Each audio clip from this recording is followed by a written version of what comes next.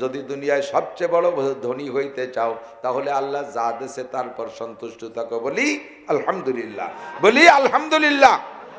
তৎকালীন ভারতের ভিতরে সবচেয়ে বড় বুজুর্গ একজন, হাজার হাজার লক্ষ লক্ষ মুসলমান মুরিদ। তো পিসাবরা অসুস্থ হলে মুরিদরা পিসাবের দরদে এত দরদি হয়, বাপ মরে গেলেও জানা যায়, না গেলে একই টাইমে বাপও মরছে পিসাবও মরছে, বাপরে ফেলাইতে পিরিজ জানা যায় চলে যায়। ভক্তরা কিন্তু পীর গিয়ে এত ভক্ত হয়, বাপরে লুঙ্গি না কিনে দিয়ে পীরির নামে মাহফিল হবে, সে জায়গা 10,000 5,000 টাকা চাঁদা দেয়। এরম আছে না নাই? তো পিসাব অসুস্থ হয়, প্রায় প্রায় স্টক করে আর চিকিৎসা করে, ভালো হয়। আর এই স্টকের এক ধাক্কায় 10, 15, 20 দিন অসুস্থ থাকে। পিসাবের এরিয়ার ভিতরে নিলে সুস্থ হয় যেহেতু, ওই যে সাধুর, তো মুরিদরা পিসাবরে বলতেছে, হুজুর এবার যদি আপনি অসুস্থ হন তাহলে আমরা কি একটু ঠাউর বাড়ি একটু নেবো আপনারে, এগুলা খান দি। তো পিসাব কয়, আস্তাগফিরুল্লাহ, মরণ যদি এসেই যায় তাহলে আমার তো মরতেই হবে, তা আমি মরার ভয়ে বাঁচার জন্য ঠাউর বাড়ির এরিয়ায় যাব, যদি সে জায়গা আমার হায়াত শেষ হয়ে যায়, সারা জীবন তোমাদেরকে ধর্ম প্রচার করলাম, এত সবক দিলাম, আর অবশেষে ঠাকুর বাড়ি যাইয়ে মরব মন্দিরের মধ্যে, কোনো অবস্থা তো নিবা না। তো হুজুরের এই কথার পর তারা রয়েছে। এরপরে হুজুর যখন ফিরে অজ্ঞান হয়ে গেছে, ওরা চিন্তা হচ্ছে বুড়ো তো বেহুশ, এই সুবাদে ওর মধ্যে একটু নেই, যদি হুশ হয়ে যায় থুয়ে চলে আসবো, আর বাপ খারাপ দেখলে টেনি বার হয়ে নিয়ে আসবো। সত্যি এরিয়ার মধ্যে নেছে, নেয়ার পরে হুজুর যখন অজ্ঞান হয়েছে, এরিয়ার মধ্যে নেয়ার সাথে সাথে হুজুর সুস্থ হয়ে গেছে। সুস্থ হলে ওরা ভেলায় তুই দৌড়ে চালিয়ে যে হুজুর রাগ করো, তুই ঠাউর বাড়ি কেন আনলি। তো ওরা চলে আসার পরে হুজুর যখন পূর্ণ সুস্থ, হুজুর বসে বসে ভাবতেছে ঘটনা কি, নামাজ পড়ি, রোজা রাখি, হজ করি, জাকাত দেই, এত ভালো কাজ করি, জিন্দেগিতে একটা মুস্তাহাব ছাড়ি না, আর একটা সগীরা গুনাহ পর্যন্ত করলাম না, হাজার হাজার মানুষকে ধর্ম প্রচার করলাম, তারপরে আমি এই কারামতি অর্জন করতে পারলাম না যে আমার বাড়ির এরিয়ার ভিতরে কোনো রুগী আনলি সুস্থ হয়ে যায়। আরে ঠাউরির কি কিরামতি, কেন এটা কিভাবে অর্জন করছে, এটা আমার জানতে হবে, কৌতূহল জাগছে। হুজুর উঠিয়া আস্তে আস্তে ঠাকুরের মন্দিরের মধ্যে গেছে, যাইয়া ঠাকুরের কাছে যখন দরজায় দাঁড়াইছে, ঠাকুর হুজুরে আগের থেকে চেনে, হুজুর ওরে না চিনলিও ঠাকুর হুজুরকে দেখিয়া একেবারে ছোট হয়ে গেছে, বিনয়ের সাথে উঠে দাঁড়ায় চলে আসছে, হুজুরকে নমস্কার টমস্কার যা ওদের ভাষায় দেওয়া দরকার সব দিয়ে টিয়ে নিয়ে বসাইছে। বলে হুজুর বসবেন? জি আমি তোমার কাছে বসবো বলে আসছি। তো হুজুর ওকে সামনে নিয়ে বসছে, বসে বলতেছে, বাবা একটা সত্য কথা বলবা? বলে জি হুজুর। তুমি এই যে যা অর্জন করছো, তোমার বাড়ির এরিয়ার ভিতরে অজ্ঞান রুগী আনলে হুশ হয়ে যায়, সুস্থ হয়ে যায়, এটা তুমি কিভাবে কি করো বলো তো? তো হুজুর এটা তো আমি জানি না, ভগবান জানে, ওরা যে ভাষায় কয় ভগবান জানে। তুমি করো কি বলো তো, তোমার আমল আখলাক কি? কয় যে হুজুর আমি তো এনে বসে থাকি। কয় না বলো আর কি করো? কয় যে ছাড়লেনি না যখন, তো একটা কথা বলি, সেটা হলো আমার মনে যা চায় তা আমি করি না, আর মন আর নফস কোনোদিনও ভালো কিছু চায় না। আমার এই মন্দিরের ভিতরে অনেক সুন্দরী মেয়েরা আসে, তাদের দিকে তাকাইতে মনে চায়, আমি তাকাই না। তাদের নিয়ে অনেক কিছু করতে আমার সুযোগ আছে, মনে চায়, আমি তা করি না। যত মনে যা চাই, মনরা আমি দেখছি মনে কখনো ভালোটা চায় না। আমারও, আমি হুজুর মানুষ, আমারও গান শুনতে মনে চায়, ভালো একটা মেয়ে দেখলে দেখতে মনে চায়, এটা স্বাভাবিক নফসের চাহিদা। তো এভাবে সবাই নফসে খারাপ চায়, আমি সেইটা পর্যবেক্ষণ করে দেখে নফসে যা চায় তা আমি করি না, আমার মনে যা চায় তার বিপরীতটা করি। আমার এইটুকু হলো আমল।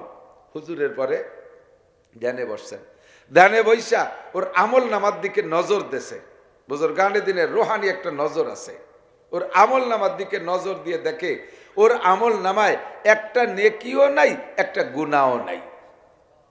নেকি না থাকার কারণ যা ভালো কাজ করছে কাফের, এর জন্য আমল নামায় জমা হয় না। আর কোনো গুনাহ সে করে না, নফসে গুনাহ চায়, নফসের সাথে জেহাদ করে, সে নফসের চাহিদা পূরণ করে না, এর কারণে আমল নামায় গুনাহও নাই, নেকিও নাই, ফ্রেশ সাদা দুটিয়ে কাগজ পড়িয়ে রয়েছে। হুজুর দেখলেন যে কথা তো সত্যই।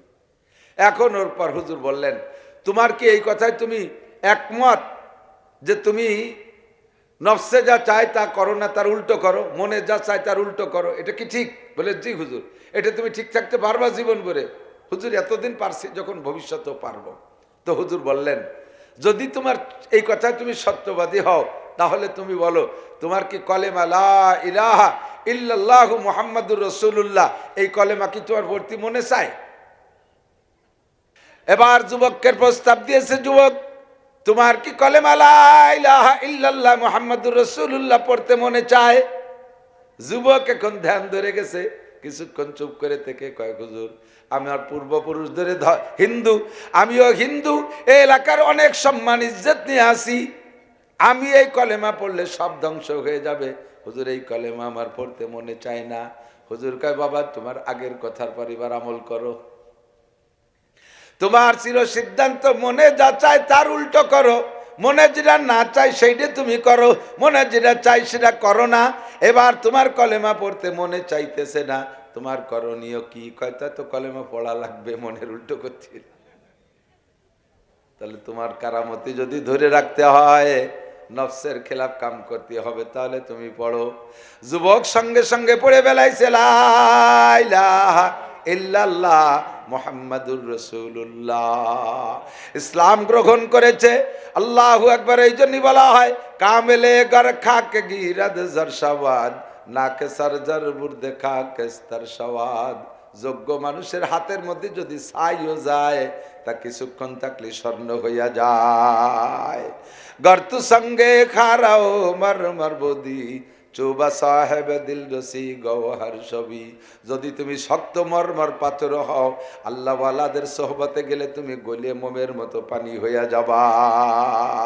হাজার হাজার পাগল বদমাশ, লুচ্চ বদমাশদেরকে দেখেছি, রাস্তার ডাকাতদেরকে দেখেছি, বহুত পাগলামি করেছে, আল্লাহওয়ালাদের সোহবতে যাইয়া সুন্দর পাগড়িওয়ালা হয়ে গেছে, জুব্বাওয়ালা হয়ে গেছে, দিনের দায়ী বনে গেছে। কতক্ষণ ঠিক কি ঠিক না? আল্লাহু আকবার। এরপরে যুবককে হুজুর বায়াত করে নিলেন, ধর্ম শিক্ষা দিলেন, কুরআন হাদিস পড়াইলেন। যুবক হুজুরের সাথে চইলাই গেছে, যাইয়া আলেম হয়ে গেছে। পরবর্তীতে পীর সাহেবের স্থলাভিষিক্ত ওই যুবক হুজুরের চাইতো তার কারামতি বেশি অর্জন হয়ে গেছে। আল মুজাহিদু মান জাহাদা নাফসা, নফসের সাথে জিহাদ করা সবচাইতে বড় জিহাদ। নফসরে কন্ট্রোল করতে পারলেই আপনি সব ভালো কাম করতে পারবেন, আর নফসরে যতক্ষণ কন্ট্রোল করতে না পারবেন, কোনোদিনও ভালো কাজ করা সম্ভব না। এই জন্য হুজুর বলেন, ইত্তাকিল মাহারেম, নফসে কোনোদিন ভালো চায় না, নফসের সাথে জিহাদ করে হারামকে ছেড়ে দাও, তাহলে তুমি হবা সবচেয়ে বড় আবেদ। কি কি হারাম জানা আছে না? মালে ভেজাল দেওয়া হালাল না হারাম? একটু কান। দুধে পানি মিশানো হালাল?